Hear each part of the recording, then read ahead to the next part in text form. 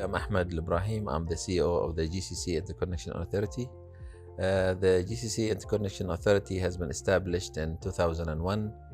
It was established by the GCC countries with the basic objective to build and operate a SuperGrid that interconnects the electricity grids of the 6 GCC member states. So we have been in operation, that means connecting the 6 member states since 2009.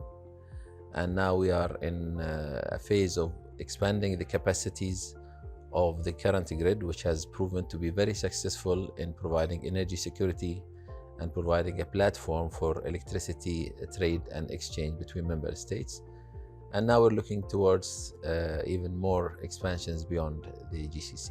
In 2009, we started by connecting only 4 of the member states, which was phase 1 of the interconnection, which was accomplished successfully in July 2009. And 2 years after that, we had the addition of United Arab Emirates and Oman to be connected to the circuit. So by 2011, all the 6 member states have been connected. Further to that, we started developing the electricity market between the member states, so that the member states, in addition to security of the grid, which the main provided factor for the member states, we are also introducing the electricity trade and electricity exchange as to provide more benefits and more economic benefits to the GCC countries. And since 2016, there has been a steady growth in the volume traded between the GCC member states until this day. Yes, in terms of economic benefits, we are always recording annual benefits to the member states that comes from the interconnection from different factors, like savings in installed capacity investment, savings in operation and fuel costs, different types of savings that we record at around $200 to $300 million annually. But the opportunities and the potential for the electricity market is much bigger than that, and it can reach up to $1 billion a year if we utilize the electricity trading opportunities in the best way.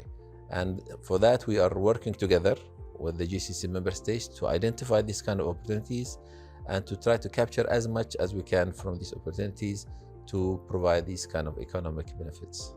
Between the 6 member states, there are lots of opportunity for arbitrage, where you can utilize the optimal resources of electricity between the 6 member states, rather than each member state looking at it at its own local fuel mix.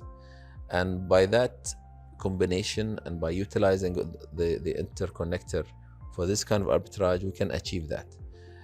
Of course, there are certain factors that limit that, because there are certain limitations for each member state when it comes to must-run generators, for instance, desalination.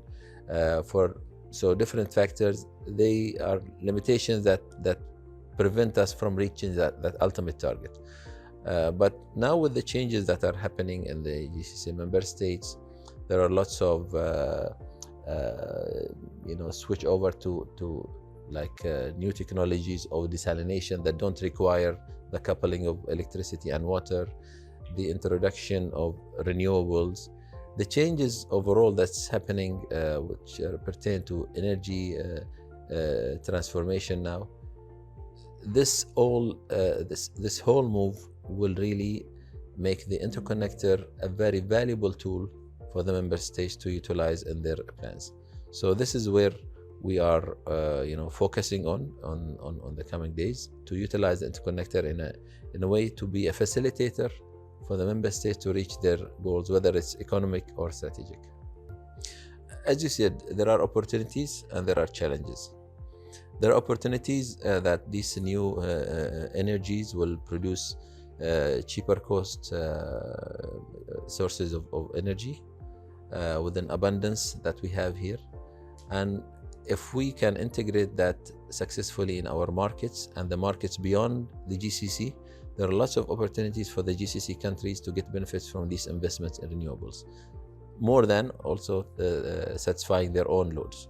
And that can happen by providing access to other regions, which we are working on as a GCC, to connect the GCC countries to other regions, to provide opportunities to exchange and trade excess power with these regions. There are of course challenges. The new renewable energy sources are a different type of energy sources that have the intermittency, which means that you cannot have them all the time, or you can have access where you don't need the load. And then we have the challenge of integrating these into our system in a safe and secure way. And for that, we need certain technologies, we need certain resources to be introduced in our systems.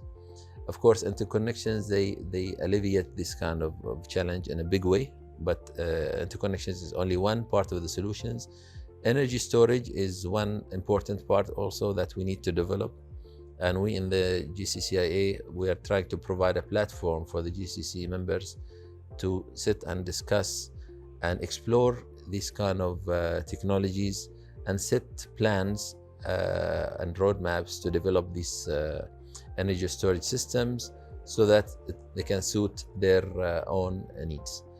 All the member states now are setting also very bold targets for reaching net zero by 2050 or 2060. And for that, there has to be a big change to our systems and the way we build the network to include new resources that will alleviate any kind of challenges that come from the renewable energy. Of course, the potential comes from the opportunities that we can have with having these kind of interconnections. We have that vision of connecting to other regions. So we see the GCC region as can be a hub for connecting East and West. So connecting for Asia and Africa and Europe. And with this kind of diversity that can exist between these regions, diversities in terms of the times of loads, the seasonal times of load, the daily times of loads, in addition to the fuel mix, different fuel mix. This kind of diversity can create great opportunities for the GCC member states to exchange and trade power with the region. So our role is to create these kind of highways, electricity highways. And we are working on feasibility studies to start a connection. For instance, one of them is a feasibility study to connect the GCC with Jordan and Egypt, while Egypt is looking to connect to Europe. That means we can establish an electricity highway all the way to Europe. That will provide a highway that we can exchange and trade with Europe, for instance, and during the winter when they need the heat. This is where we have excess energy here and we can export it. And in the summer, it comes around that Europe can export energy to the GCC. In addition to the large amounts of renewable energy that are being installed and will be installed by the year 2030, during the low demand times, we can utilize these kind of interconnections to export cheap and clean energy to these regions. So these are the visions that we have and we're working on currently. This is still under study. So this is a feasibility study that we're looking for. Of course, things will happen in phases because we will need many interconnections, but we're building them one by one according to the economic feasibility. But this is still under study now. Now, the basic grid that we have built already and established since 2009, 2011 is the basic grid that connects the 6 GCC member states. And that one cost about $1.5 billion at that time. Now we're entering a phase of expanding and adding more capacity to the existing grid. So currently we have 3 projects going on. A project to expand the capacity of interconnecting Kuwait and also interconnecting United Arab Emirates, and a direct interconnection with Oman, as Oman was connected so far through the grid of the United Arab Emirates. Now these 3 projects have started, they will be accomplished in the next 3 to 4 years. The total investment required for these projects is about $1.5 billion.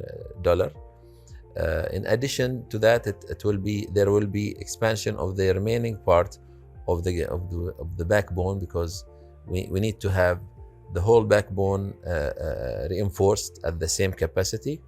So all that is estimated to be at around $1.5 billion, which is the investment that we will need in the next 4 to 5 years. That's the first one. Now, there might be some other projects that will come on later on, but it's under the planning stage currently. I think the interconnection is one very important and needed phase of helping the member state to achieve their targets. For instance, without an interconnection, there will be an issue in terms of integrating large amounts of renewable, in terms of having stability and for like isolated systems.